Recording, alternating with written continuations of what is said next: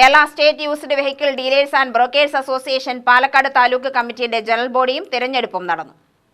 Palakkad top in ടൗണിൽ നടന്ന പരിപാടി രാഹുൽ മാങ്കൂട്ടത്തിൽ MLA ഉദ്ഘാടനം ചെയ്തു.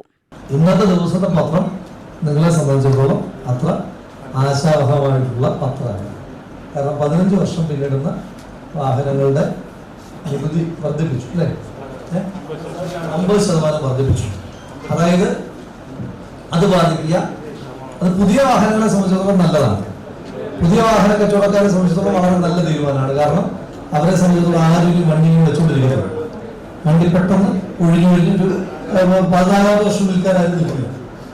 5ാമത്തെ വർഷം 6ാമത്തെ വർഷം തൊട്ട് ആളുകൾ വിറ്റുകൊടുക്കും.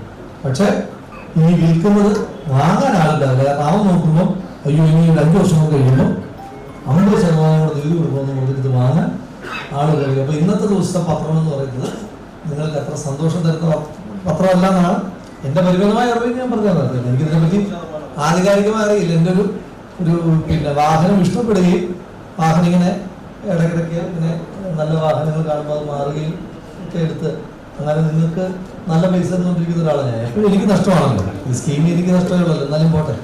അപ്പൊ അതിങ്ങനെ പക്ഷെ എനിക്കതൊരു ആശങ്കയായിട്ട് തോന്നി. മാത്രമല്ല നമ്മൾ വേറൊരു പ്രധാനപ്പെട്ട വെല്ലുവിളിയെ നേരിട്ടുകൊണ്ടിരിക്കുകയാണ് ഈ അതർ സ്റ്റേറ്റുകാർ.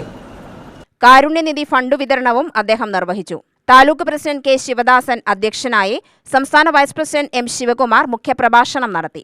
ജില്ലാ ജനറൽ സെക്രട്ടറി K. ശ്രീജിത്ത് സംഘടനാ വിശകലനം നടത്തിയ പരിപാടിയിൽ ജില്ലാ ട്രഷറർ സലീം മറ്റത്തൂർ ബമ്പർ സമ്മാന ഉദ്ഘാടനം നിർവഹിച്ചു. താലൂക്ക് ജനറൽ സെക്രട്ടറി ഹിഷാം മൈലാടി പ്രവർത്തന റിപ്പോർട്ടും ഖജാൻജി MM. ഫിറോസ് അലി കണക്കും അവതരിപ്പിച്ചു. Taluk vice president K. Vijayan സ്വാഗതം പറഞ്ഞു. N. Manikandan, EB. Basheer, CM. Musa എന്നിവർ പ്രസംഗിച്ചു.